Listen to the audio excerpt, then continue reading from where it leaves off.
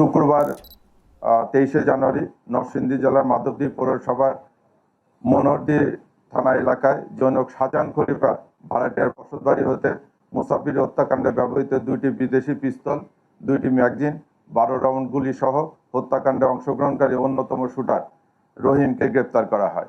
এ বিষয়ে নরসিংদী জেলার মাধবদী থানায় অস্ত্র আইনে একটি মামলা দায়ের করা হয়েছে।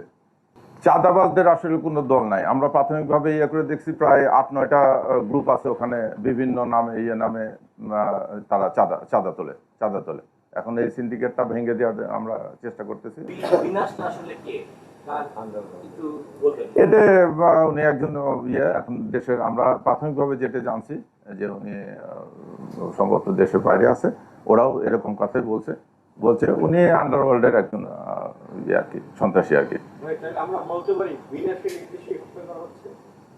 প্রাথমিক তদন্ত এখন পর্যন্ত আমাদের কাছে এটাই আছে। না, এটা আমরা এখনো করতে পারিনি ভাই।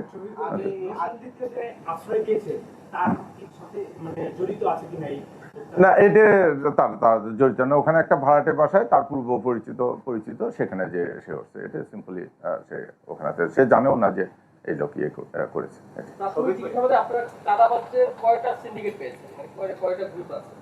ওরা বলে 8-9টা গ্রুপ আছে, 8-9টা গ্রুপ বিভিন্ন নামে বেনামে চাঁদা ওঠে। ওইভাবে বলে না, এরা গ্রুপ প্রধানদেরকে বলে। এরা তো আসলে 8-9টা তার রাজনীতি দল করে না, এরা গ্রুপ প্রধানদের কথা বলে যে আমি অমুকের গ্রুপে, আমি অমুকের গ্রুপে, এইভাবে ওরা